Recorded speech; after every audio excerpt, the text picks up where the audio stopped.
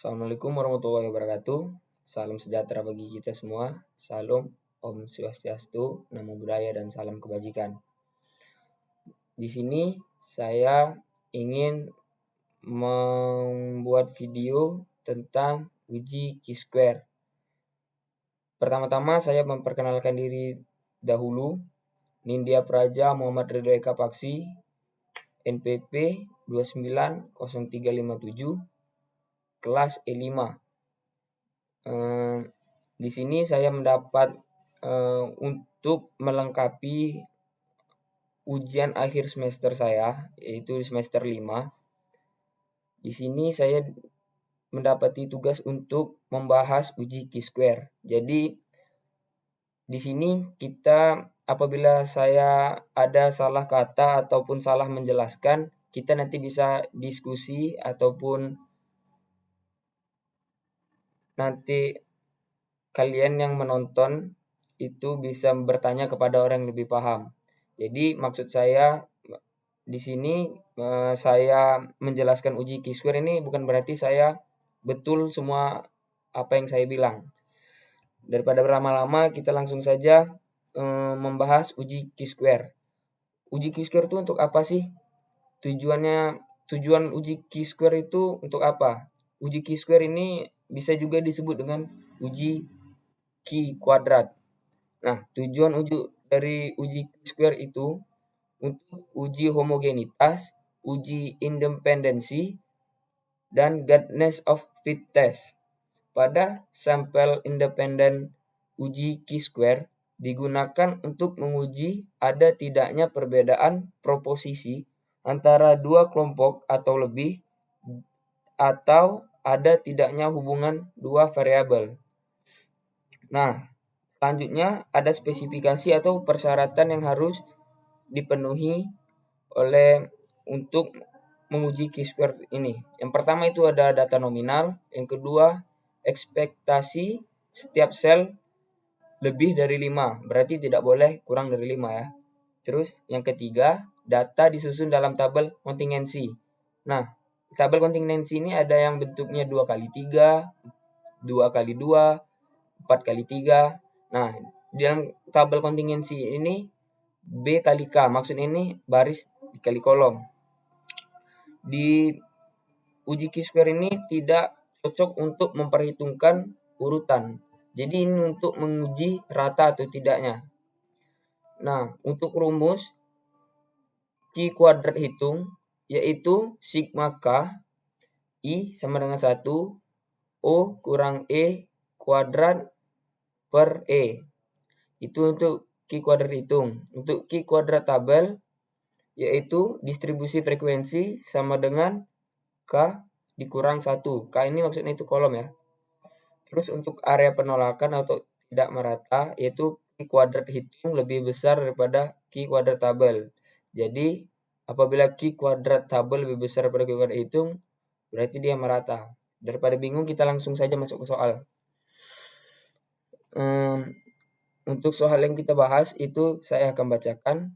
Pusat pertumbuhan antara lain kawasan pengembangan ekonomi terpadu, kawasan ekonomi khusus, kawasan perdagangan bebas dan pelabuhan bebas, kawasan industri atau kawasan strategis nasional. Nah, di sini ada tabel yang tertera. Pertanyaannya, apakah data yang diperoleh dapat mendukung pernyataan marketing supervisor tersebut? Lakukan pengujian dengan menggunakan tingkat signifikasi 5%. Hal yang pertama kita lakukan langsung saja yaitu membuat hipotesisnya terlebih dahulu. H0, ini pembeli merata. Atau boleh juga kita bilang H1. Untuk HA, pembeli tidak merata. Ini bisa kita ganti. Terus kita masukin data yang ada di tabel. Untuk outletnya kan tadi ada 6. Terus untuk jumlah pembeli O itu kita jumlahkan mulai dari 50, 40, 60, 65, 50, 30. Dan dijumlahkan itu totalnya 300. Untuk mendapatkan E, cara untuk mendapatkan E ini yaitu menjumlahkan semua dibagi dengan jumlah outletnya ini dari 50, 55, 40, 60, 65, 50, 30 itu dijumlahkan, hasilnya 300 dibagi dengan outlet, mendapatkan hasil 50, yaitu dimasukkan ke E untuk semua outlet. Nah, masuk ke selanjutnya yaitu O, I dikurang E. O kurang E. Untuk mendapatkan ini 55 kurang 50 hasilnya 5. Dan seterusnya. 40 kurang 10 min 10, 60 kurang 50 10, 65 kurang 50 15, 50 kurang 50 0, 30 dikurang 50 min 20. Dan selanjutnya untuk mendapatkan rumus yang ini kita masukkan juga ke dalam tabel, yaitu OI dikurang EI kuadrat. Yang ini hasil yang sudah kita dapat tadi, kita kuadratkan. 5 kuadrat 25, 10 kuadrat 100, 15 kuadrat 225, 20 kuadrat 400. Nah, di sini setelah itu kita langsung saja memasukkan Q kuadrat hitungnya. Ini kita jumlahkan per outletnya kan. Yang pertama 55 OI O kurang E kuadrat per E. Yang ini dibagi ini hasilnya 25 dibagi 50 hasilnya 0,5. 100 dibagi 50 hasilnya 2. 100 dibagi 52, 225 dibagi 50 4,5. 0 bagi 50 0. 400 dibagi 50 8. Nah, untuk mendapatkan Q kuadrat hitung, kita jumlahkan hasil yang telah kita dapat di tabel ini. Yang kita dapat 17. Jadi, hasil Q kuadrat hitungnya kita dapati adalah 17.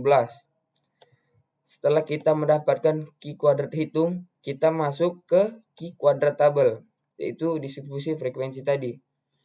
Rumusnya, kita lihat rumus yang tadi, yaitu K dikurang 1. Nah, K kurang 1 ini kita lihat jumlah kolomnya ada berapa? Ada 6. 6 dikurang 1, hasilnya 5. Nah, rumus untuk Q kuadrat tabel DF distribusi frekuensi dibagi alfa. Alfanya tadi kan 5%, 5/100.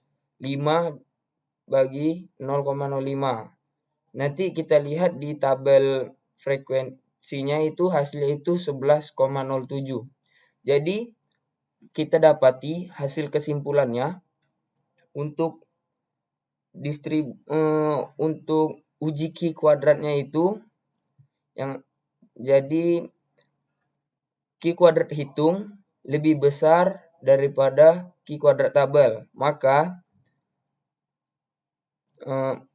Q kuadrat tabel, maka HO ditolak dan pembeli dari 6 outlet tersebut tidak merata. Jadi ini terdapat area penolakan. Mungkin dari soal yang saya sebutkan tadi dan saya jelaskan tadi, ada beberapa yang mungkin dapat dibahas ataupun belum jelas, mungkin bisa dihubungi ataupun di kolom komen nanti kita berdiskusi untuk mendapatkan jawaban yang baik dan benar. Mungkin terima kasih untuk teman-teman dan Pak dosen yang terhormat telah menonton video ini sampai habis. Mohon maaf apabila saya ada salah kata dan terima kasih telah menonton video ini. Sekian dari saya. Wassalamualaikum warahmatullahi wabarakatuh. Shalom. Om Santi Santi Santi Om. Terima kasih.